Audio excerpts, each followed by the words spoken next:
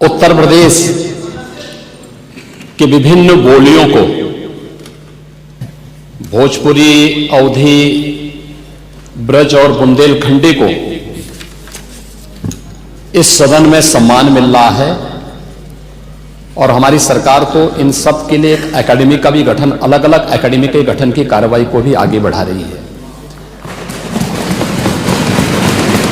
ये सभी हिंदी की उपभाषाएं हैं, यानी हिंदी की बेटियां हैं।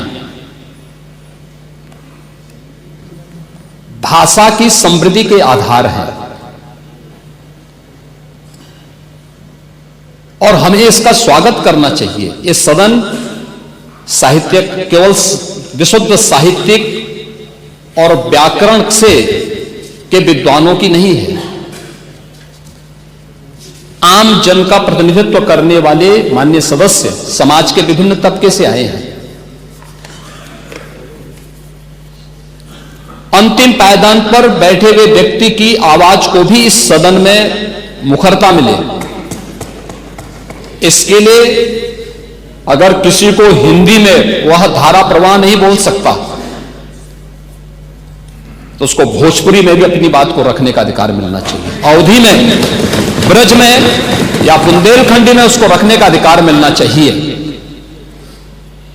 ये कौन सी बात हो गई कि भोजपुरी में ना बोले, अवधी में ना बोले, इसका विरोध है, अंग्रेजी का, बुंदेलखंडी में ना बोले और उर्दू की आप वकालत कर रहे हैं। ये बड़ी विचित्र बात है। आप मुझे बताइए, मैं इसीलिए कहता हूं कि आप समाजवादियों का चरित्र ही इतना दोहरा हो चुका है, इतना दोहरा हो चुका है कि अपने बच्चों को भेजेंगे इंग्लिश पब्लिक स्कूल में और दूसरों के बच्चों को बोलेंगे कि एक गांव के उस विद्यालय में पढ़े जहां संसाधन भी नहीं है। ये दोहरा आचरण और जाकी रही भावना जैसी प्रभु मोररी देखी तिन तैसी, यह तो आचरण आप लोगों का है। इसीलिए आपने कल भी भोजपुरी का विरोध किया, अवधी का विरोध किया, बुंदेलखंडी का विरोध किया और आप लोग अपने दैनिक जागरण में, दैनिक जीवन में इस प्रकार के आचरण के आदी हो चुके हैं। और इसलिए अध्यक्ष जी, इसका अभिनंदन हम लोग करते हैं और इन बोलियों को सम्मान मिलना चाहिए। इनके संरक्षण के लिए ही हमारी सरकार भोजपुरी एकेडमी का गठन कर रही है, अवधी एकेडमी का गठन कर रही है संत तुलसीदास जी के नाम पर। इसी के आधार पर ब्रज भाषा इतनी समृद्ध भाषा है।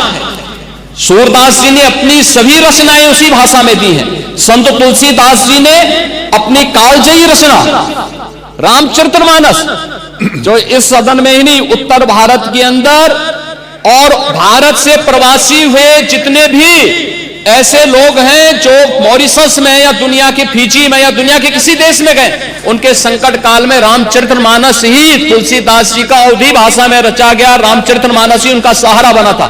और आज जब उसको सम्मान मिल रहा है तो आप उसका विरोध कर रहे हैं। बड़ी विचित्र सी स्थिति है। आप हर अच्छे कार्य का समाज, आज के यही ढोंग है आप लोगों का, यही ढोंग है।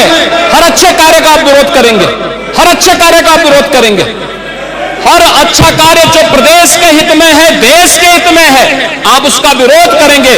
और मुझे लगता है इस प्रकार के विरोध की निंदा होनी चाहिए और हम इसका समर्थन करते हैं जो उत्तर प्रदेश की बोलियों को सम्मान मिल रहा है। मैं आपका धन्यवाद करूंगा और विधानसभा सचिवालय को इस बात के लिए धन्यवाद दूंगा।